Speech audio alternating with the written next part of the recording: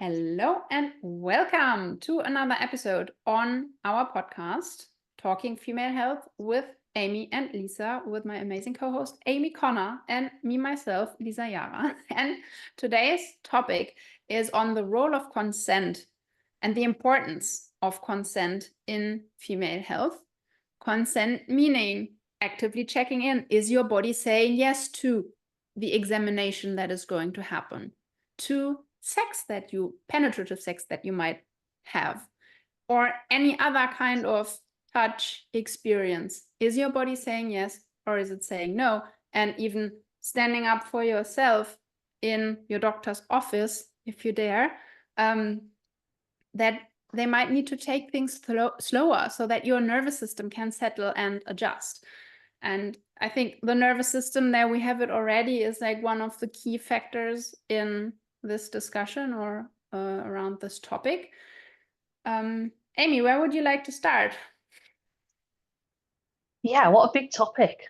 Okay, so I feel that I was actually having a conversation with somebody about this yesterday, how the connection between the body and ourselves is super important when it comes to consent, and being aware of your body and your nervous system and how you're feeling in that given moment is so key to understanding whether or not you're consenting to what is happening to you or what is you are experiencing.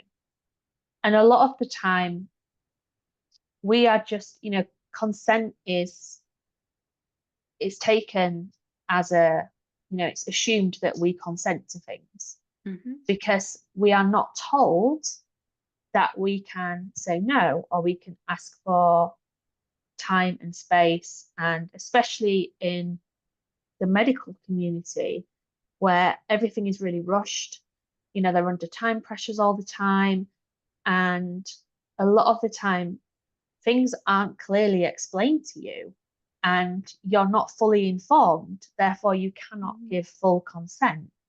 And this was definitely something that I experienced a lot with my medical examinations. I didn't know what was going to be done to me.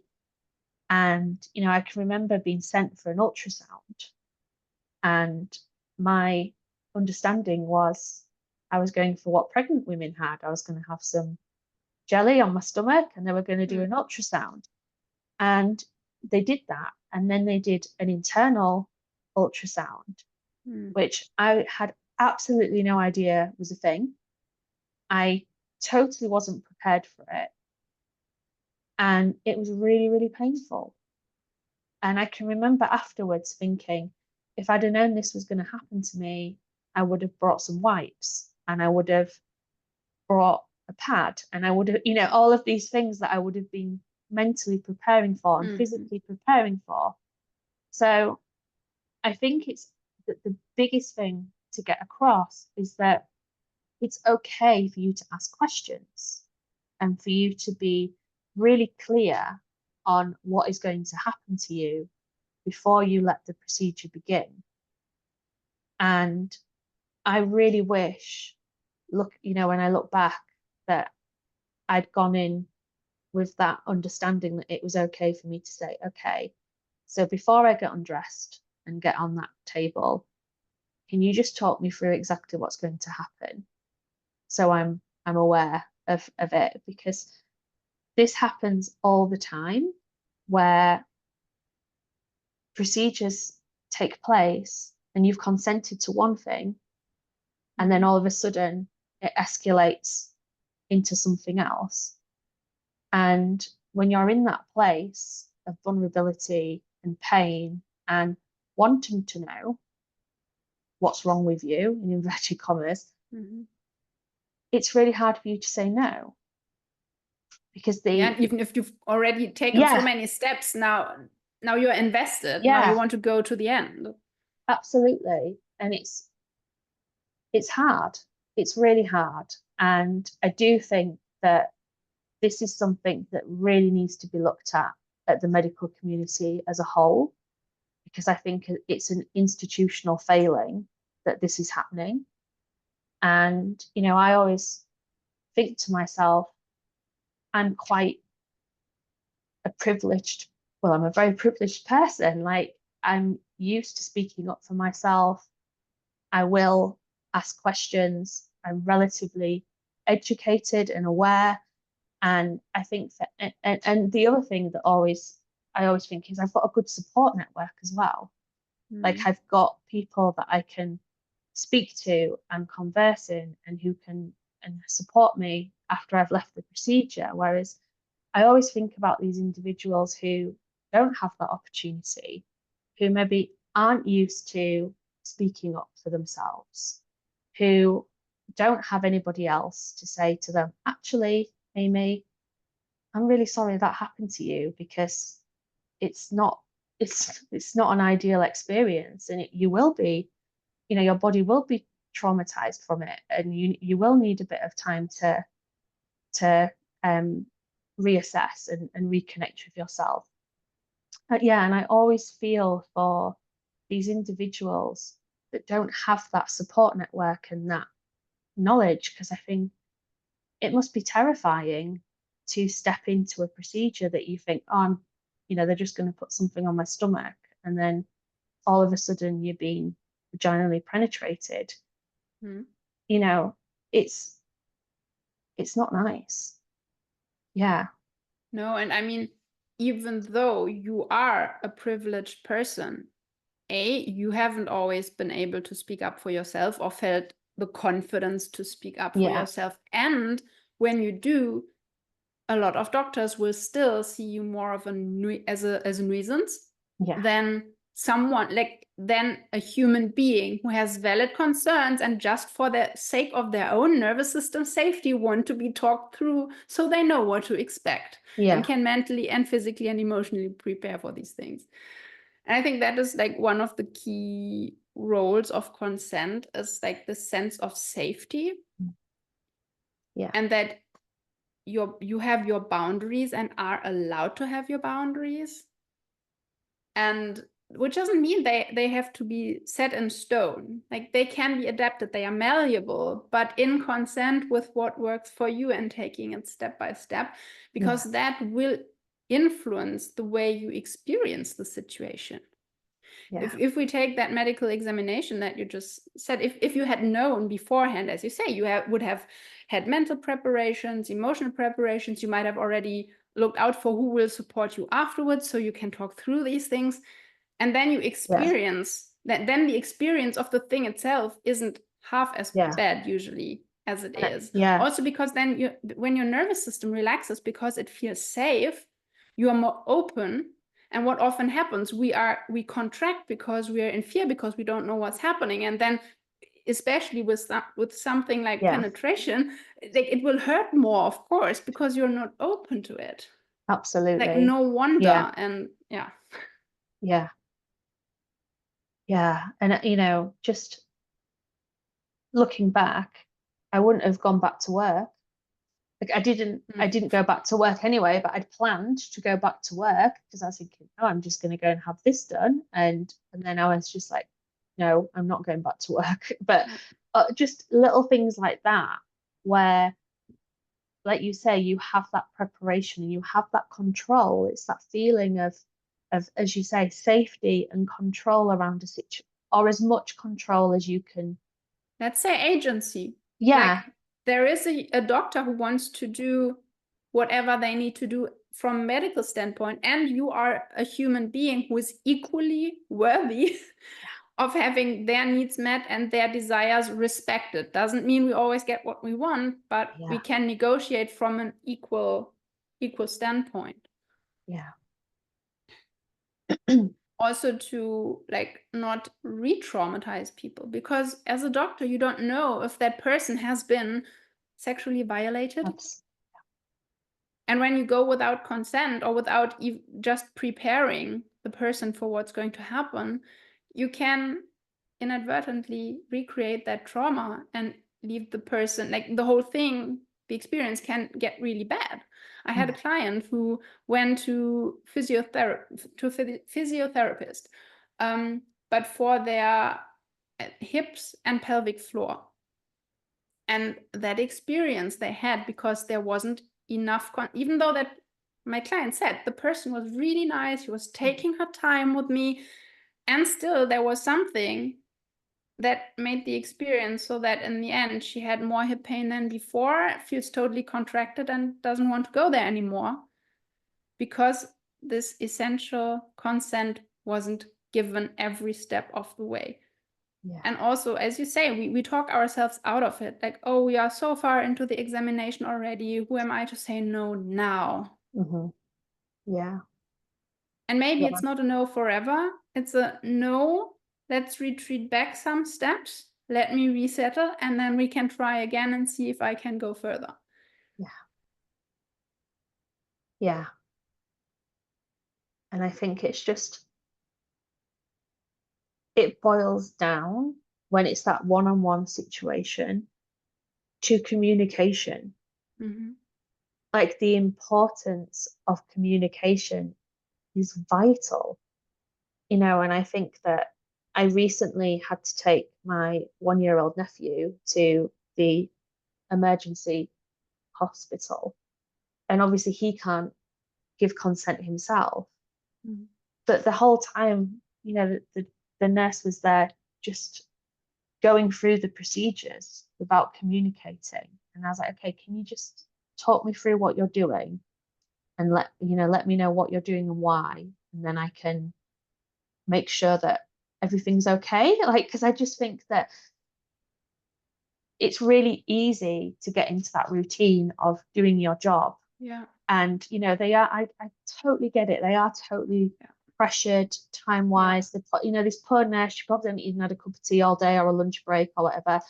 But I think it's just that understanding that communication is so important, and letting that person know what you're doing and why, and asking them if they feel safe, if they're okay.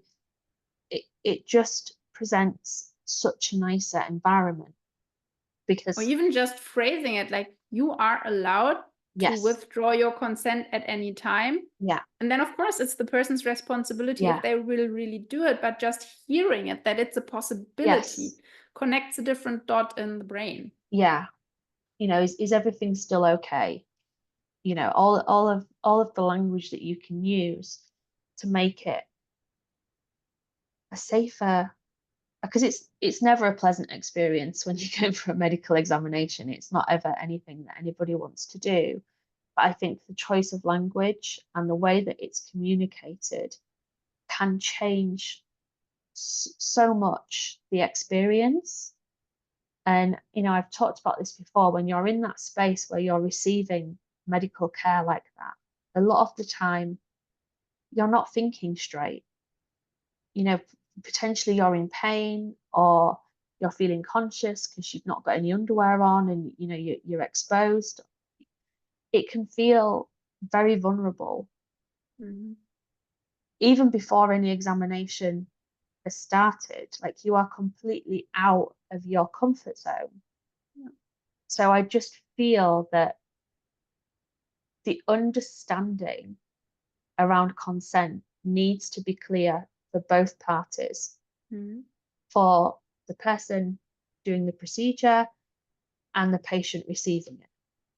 Mm-hmm. And having that mutual understanding and respect for each other, because I feel, I don't know what it's like in Germany, Lisa, but I feel in the UK we still hold doctors, dentists, medical professionals on a little bit of a pedestal.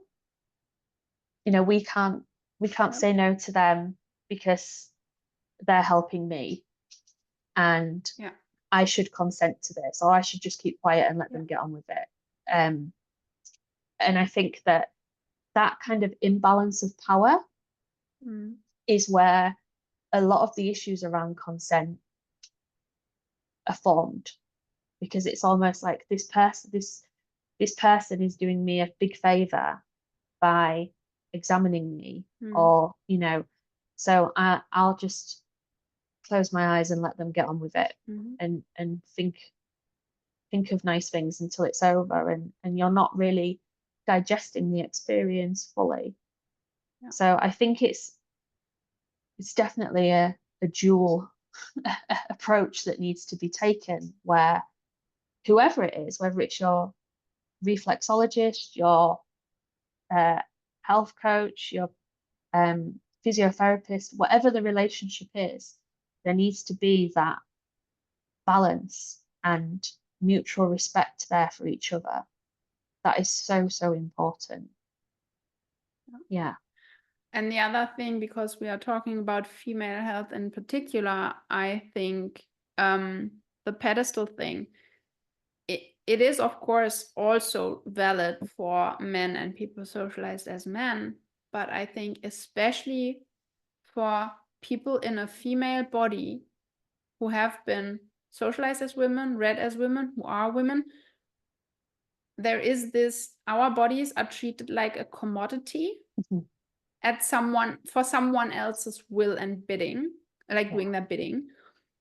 And I dare say that most men or people socialized as men have learned to speak up for their needs and desires more than we have. I don't say that there aren't also individuals or even bigger groups of people who don't have similar experiences, but I think in general, boys from that age are encouraged more to speak up, to assert their needs, to get out their elbows, whether or not, like, I don't believe that's necessarily the right way to raise people, but you get what I mean, I hope. Yeah. That they are more inclined to speak up for themselves if they find this examination isn't going the way they like, and they are listened to more easily. Yeah.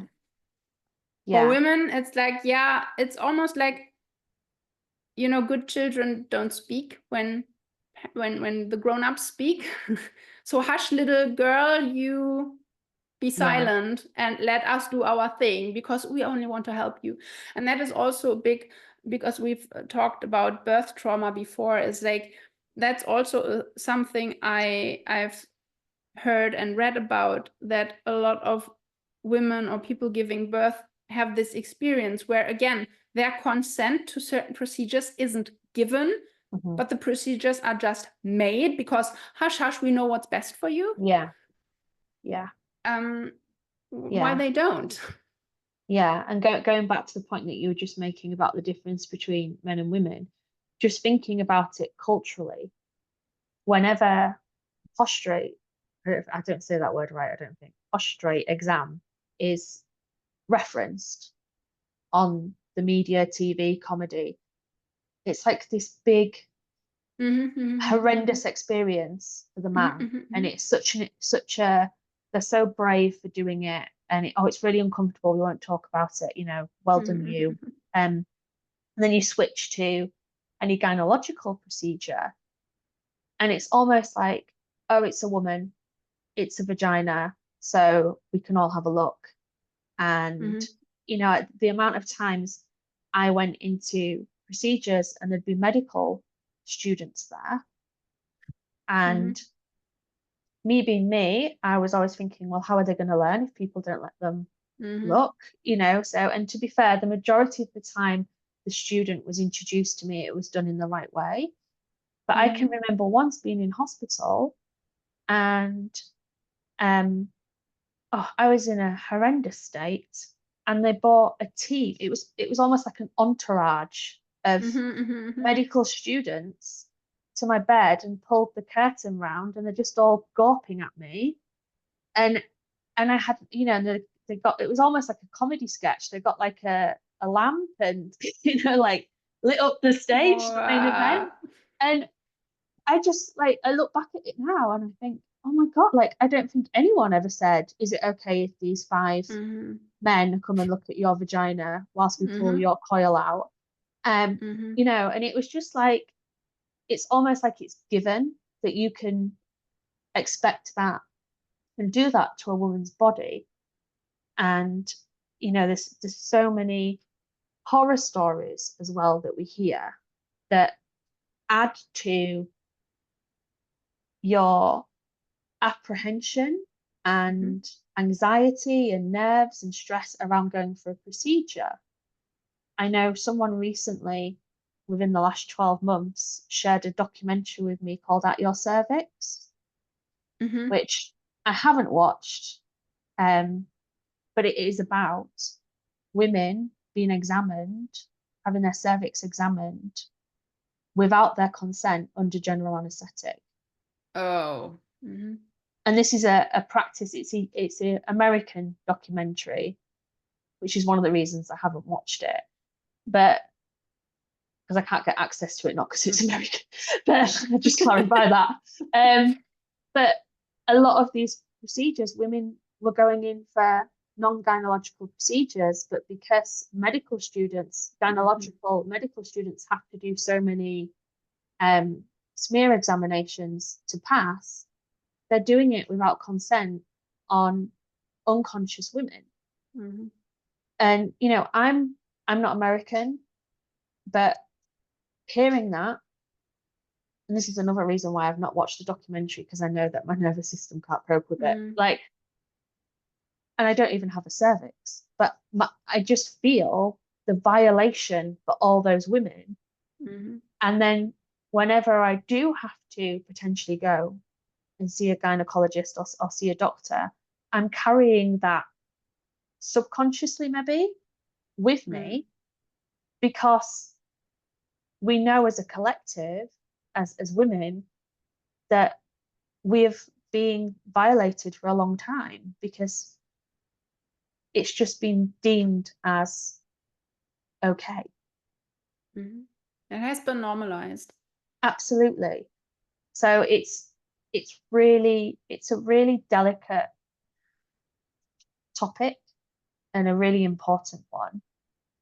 And I just feel that raising awareness of it and giving people the narrative to say, you know, before we start, can you just explain exactly what's going to happen?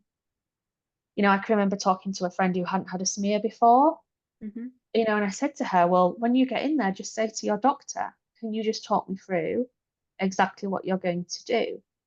Can you just explain it, so then I know? Because I can remember the first time I went, I didn't know where I was meant to put my legs and my bum and everything. I was getting all these instructions and I was like, I don't know what you're trying to get me to do, because there's just so much to think about. And then they're telling you to relax, and it's like, really? Oh. I cannot relax in this situation. I don't know if anyone can. So yeah, I think it's that thing of, when we start to ask for a change, especially if you're going into an appointment now and there's a medical student there, if you're then asking for the explanation of exactly what's going to happen, I'd like to think that medical student's going to observe that and think, that's really good practice to do that, to make sure that this individual feels informed and comfortable when in my care. So I think although it's not normalized, I think if individually we all try to ask for that change, I'd like to hope that it will become part of training and awareness. And I know that I'm picking on the medical community in these examples, but whoever. Well, I know for a fact that these things are happening, and that, like, I have been in touch with a professor here who does gender sensitive medical studies. The thing is just, the change is so slow, because right now they are working on including female specific health in the medical examinations and medical curriculum that will be put in place in 2028. Yeah. So that's how slow this whole process works. And yet, I believe, just as you say, if we start doing this, just asking the question, then we will bring awareness to the fact that it's important. And the last point that I want to make is, because we've focused a lot on the medical examination alone, but consent goes so much farther. especially when you think of sexuality and having sex, whether that's penetrative sex or other forms of sex, whatever it is. But being with a partner or partners, I understand that some people will roll their eyes and like, do I really have to ask for consent for every kiss? Is it okay to kiss you here? Is it okay to do this? No, of course you don't have to. And especially when you've been together for a while, you will know what the other enjoys. And also it will still keep, like, there is still this, okay, but I know from past experience, I can still ask for something different if I don't like this. So there will still be this consent thing around. Of course, you don't have to ask for everything when you've been together with that partner all the time. And also it could be a lovely kind of game, can become always playful. Hey, would you enjoy if I do this? Yeah. Would you enjoy if I do that? What would you really like me to do now? And to just drop this in here and there to practice how good it can feel. Yeah. And especially for women, I believe, to feel like I am in charge here.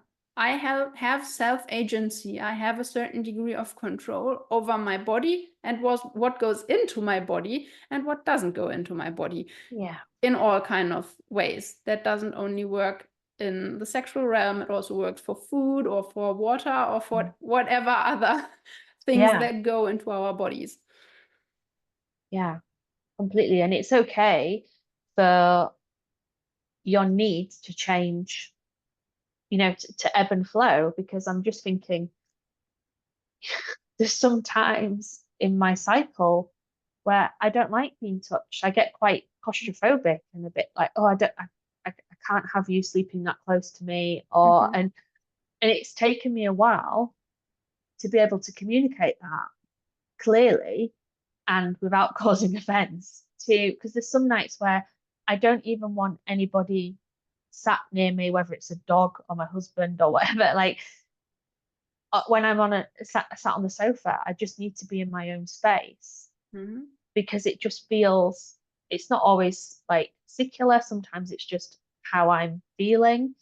And again, it's that communication piece, being able to say, this is what I need right now. Yeah. And that's okay. I still love you, but this is what I need. And it works as well, obviously, the other way around with my husband communicating his needs. But I think it's okay to just point out that it can change. And that's normal and that's okay. And you don't have to worry about, not wanting close intimacy all the time. It doesn't mean there's anything wrong with you. It's just that as with anything in life, we're evolving, we're ebbing, we're flowing, and that's absolutely okay. But I think communication is so important when it comes to consent within relationships, because as I say, things change for all of us, and that's absolutely okay. Yeah, and the foundation, I think, is a healthy sense of self-worth. And that is not something we've ever talked about on the podcast, haven't we? So we might want to make an episode about that. Folks, how would you like that? Would you like us to do an episode about self-worth next time, maybe? Let us know in the comments or via email. But like, understanding that you are worthy of having needs, of having desires, of saying yes or no to certain things so that you can do it. But it starts with feeling worthy of speaking up for yourself because you are worth it. Yeah. So, dear listener, dear watcher, what is it that you are taking away from this podcast episode about the role of consent and the importance of consent, especially in female health? What has been a brand new insight for you? What else do you want to mention? What has your experience been with medical examinations? We would love to know. So leave us a comment or send us an email if you don't want to say anything openly. but we love opening conversations around these topics. Yeah.